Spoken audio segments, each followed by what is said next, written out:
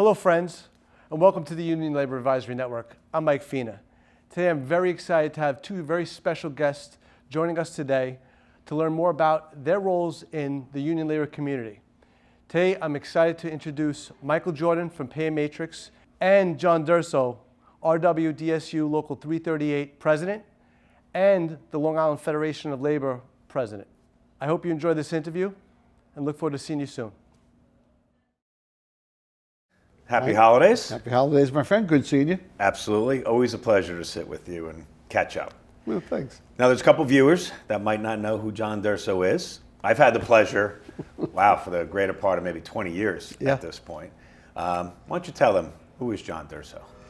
Well, so for those who don't know me, I am a 50-year member of my union.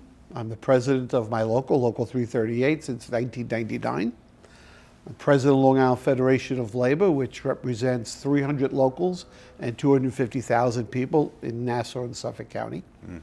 But the most important thing I am a married father of four. My wife and I are 40 years married. I have 7 grandchildren. That's my biggest accomplishment. That is phenomenal. I'm 22 years in, 3 kids, no grandchildren yet, but yeah, don't forget, I'm a lot older than you. Hopefully one day I'll be in your position. So what do you strive for every day? What does John Durso get up and say, every day I want to do this or do this better? Well, I got to tell you, it's always been the same for me. Because I get up every day between 4:30 and 5:30, depending on what's on my mind. Okay? But it's always about making the lives of my members better. I mean, I worked in a supermarket. I worked in a deli. I worked in grocery. I did retail. I didn't go to college. I got very lucky. Somebody had some faith in me. And what I do is a privilege. It's not a job. This is a privilege what I do. I get to represent the lives, the families, the future of thousands of people. So every day I get up and think, how can I make their lives better, safer, and easier for them and their families?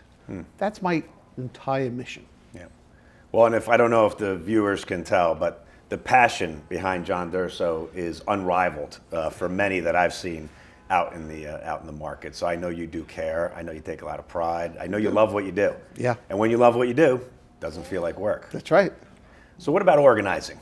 Where are you focused these days? Where's 338 going? We're always looking to organize. And, we represent people in retail and healthcare and, many different facets. We are very proud of the fact that we are the cannabis local. As cannabis becomes more and more a part of society, and we represent the workers in the medical marijuana field. Some well over 600 people currently with good jobs, good benefits, good futures, careers. And as it goes into the legalization of the employers, they have to have a labor peace agreement according to the law. And so I was just yesterday we were talking about the fact that we signed 80 labor peace agreements with various employers last week. Wow. Just 1 week. 1 week. Now that doesn't guarantee them a license, but it gives them the opportunity to apply. It's one of the prerequisites.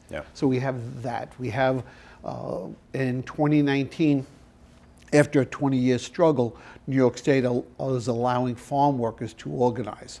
So Local 338, Local 888, the UFCW International, the RWDSU International we have a coalition of organizing farm workers in this state. And we actually signed up the first unionized winery in the state. And we're in the process of negotiating contracts. So that's all very exciting.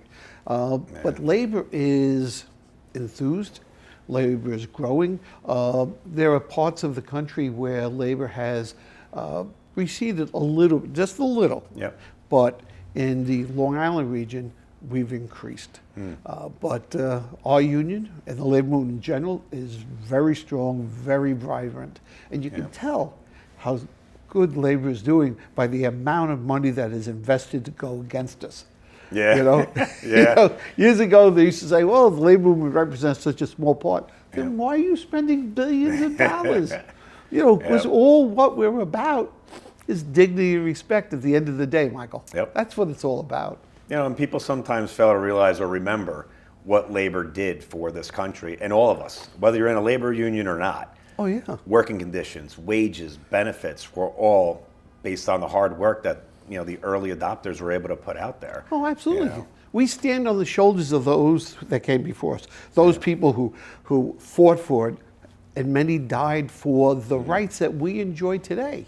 You know, people take it for granted that they work a 40-hour work week. Though farm workers, up until Governor Hochul signed the bill, they had to work 60 hours a week before they got an hour of overtime. Now, under Governor Hochul and Commissioner Reardon, that is being reduced, and so that the employer is not adversely affected. They are giving tax credits. So if they pay them overtime, they're getting credits through the state to alleviate some of the pressure.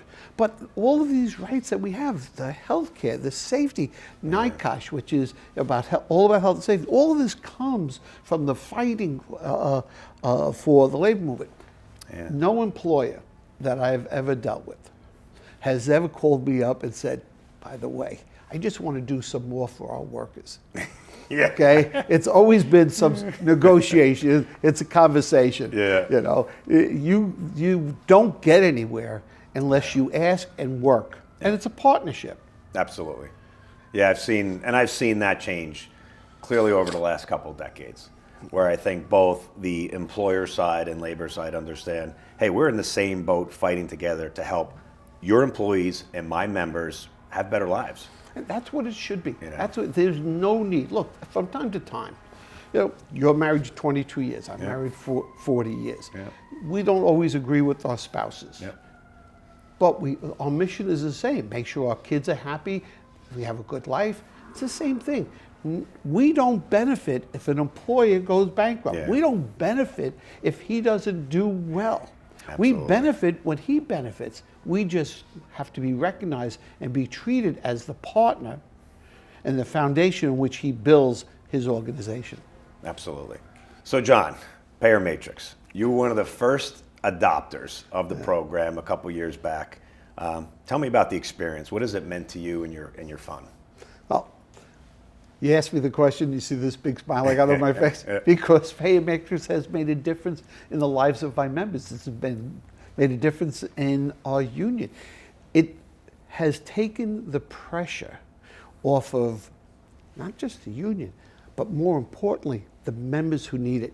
Somebody who needs Payer Matrix, those drugs, they have enough problems, they have enough issues, they have so much on their plate. Yeah. And what Payer Matrix does is take some of that pressure off. And it helps them to be able to concentrate on what's really important, that's getting healthy. Yeah. Payer Matrix has been nothing short of a godsend to our members and to our union. It's one of the best programs we've ever come across. So we are more than thrilled with it. Yeah. Well, I appreciate that feedback, John. I mean, look, I sit with a lot of labor leaders and kind of go over what's keeping them up at night from a cost perspective. Specialty drugs, and I don't care if you're in labor, private sector, public sector, it's at the top of your chart in terms of a cost factor. But to your point, these are for participants that, they got a lot of stuff going on at home.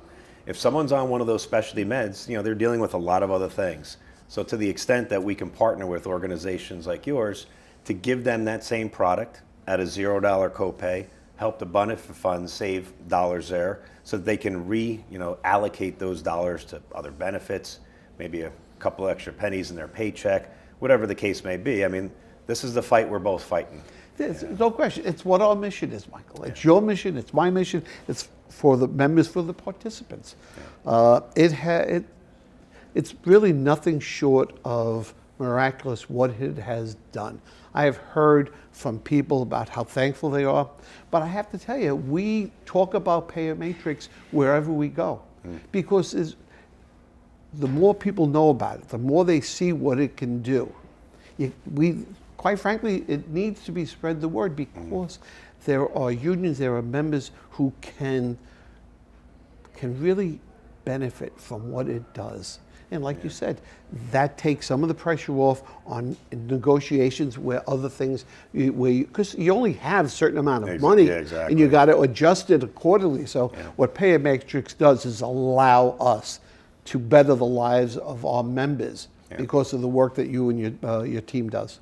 And look, we both talked about it in the past. It's their money to begin with. That's right. The participants are working, to put money into a fund to help afford them benefits and wages and hopefully, retirement benefits. So to the extent that we can work together, and I really do appreciate the partnership, I think we're helping them live better lives. Oh, you absolutely are. And we look forward to many more years of this. Absolutely. Well, thanks, John. Thanks, Happy Michael. holidays and good seeing you. Thank you. All right.